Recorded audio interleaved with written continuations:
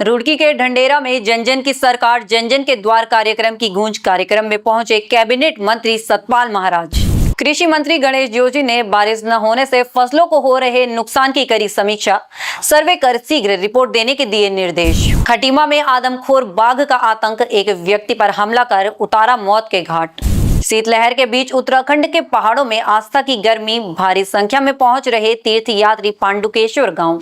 नमस्कार, आप देख रहे हैं खबर गंगा और मैं हूं आपके साथ अनुरागनी। अब खबरें विस्तार से। जनता की समस्याओं का मौके पर समाधान हुआ जब रुड़की के ढंढेरा में जन जन की सरकार जन जन के द्वार कार्यक्रम की गूंज सुनाई दी और कार्यक्रम में कैबिनेट मंत्री सतपाल महाराज ने सीधे जनता से संवाद किया और अधिकारियों को कड़े निर्देश दिए गए कि विकास कार्यों में कोई ढिलाई न बरती जाए।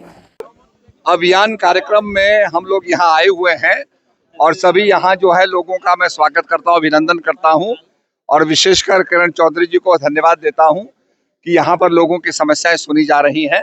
इसके साथ साथ कुंभ मेला 2027 के अंतर्गत सिंचाई विभाग द्वारा किए जाने वाले कार्यों के लिए 98 करोड़ 47 लाख की धनराशि जो है उसके लिए 9 कार्यों के लिए स्वीकृति प्रदान की गई है और आने वाला जो अर्ध कुंभी है उसको हम चाहते हैं कि डिजिटल कुंभ के रूप में मनाया जाए।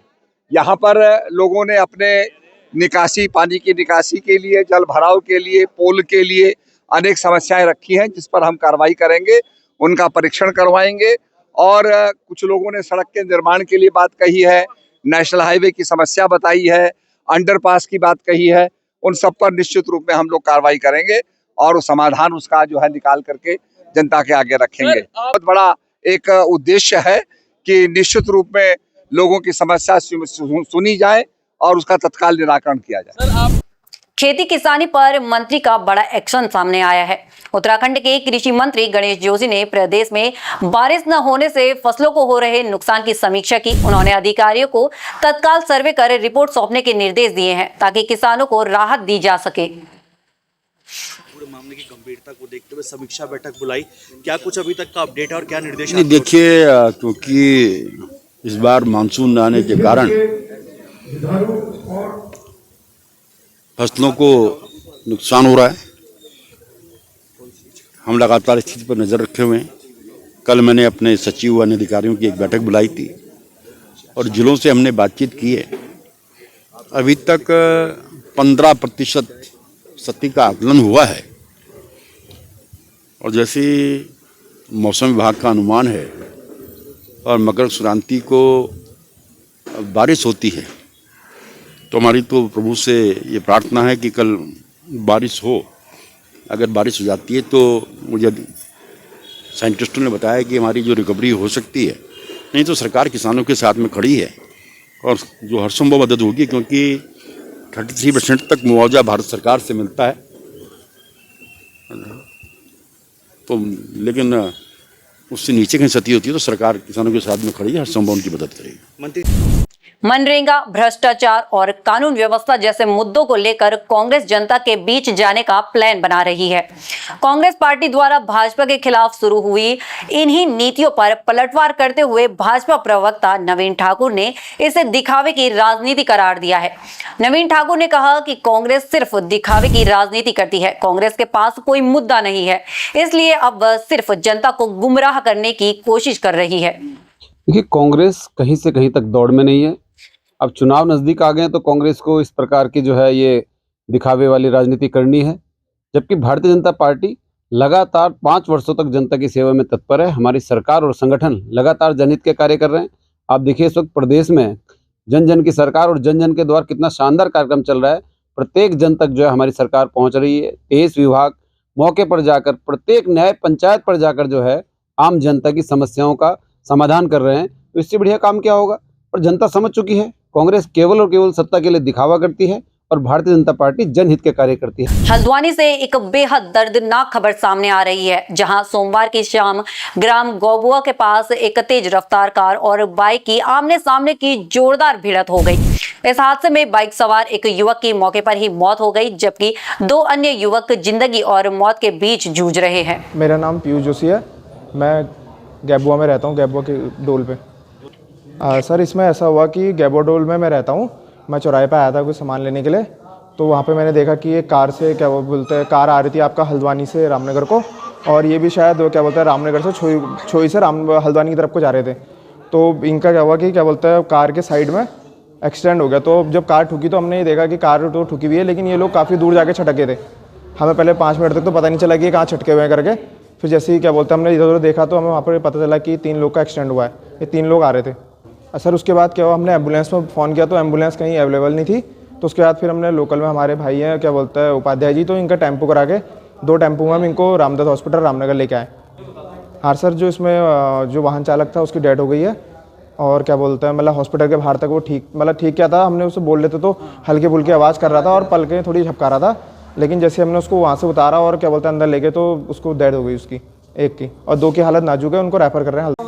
ये एक्सीडेंट की हिस्ट्री दी है इन्होंने। 3 लड़के थे, एक राकेश, सचिन और सनी। जो राकेश है वो तो ब्रॉड डेड आया हमारे पास, मृतक आया है मरीज़।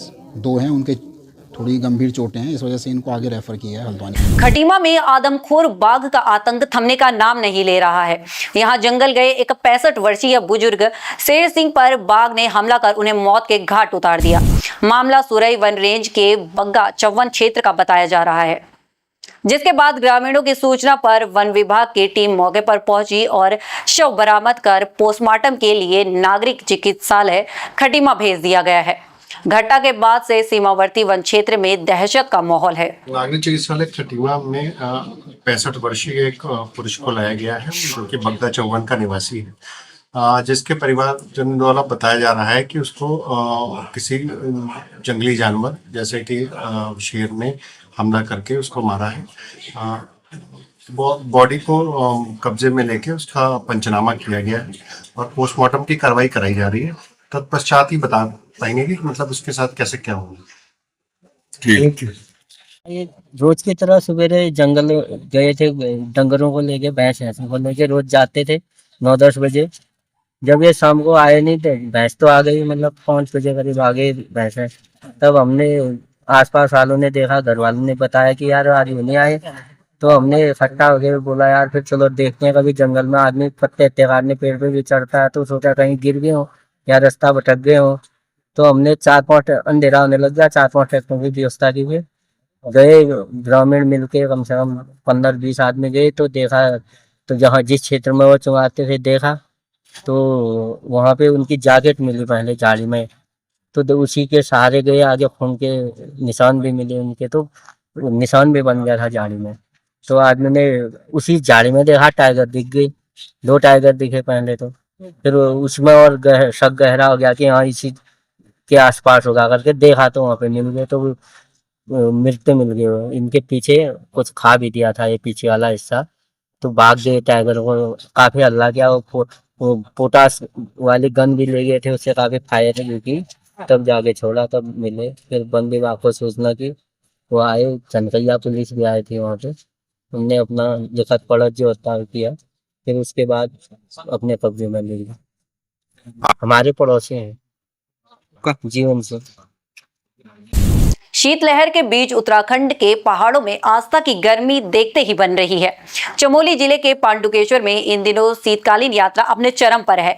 बद्री विशाल के कपाट बंद होने के बाद भगवान उद्धव और कुबेर जी की विशेष पूजा अर्चना पांडुकेश्वर के मंदिर में की जा रही है, जिसकी दिव्य आरती और अनुष्ठान में शामिल होने के लिए देश के कोनों कोनों से श्रद्धालु पहुंच रहे हैं। कड़ाके की ठंड के बावजूद भक्तों का उत्साह कम नहीं है। जी आए हैं हरियाणा से, वहाँ से कुछ सरपंच है, कुछ सेक्रेटरी है, आके हमको यहाँ पर भगवान जी के दर्शन करके बहुत ही अच्छा लगा। बहुत ये 6 महीने यहाँ पर विराजमान रहते हैं, उसके बाद ये बद्रीनाथ पहुँच जाते हैं।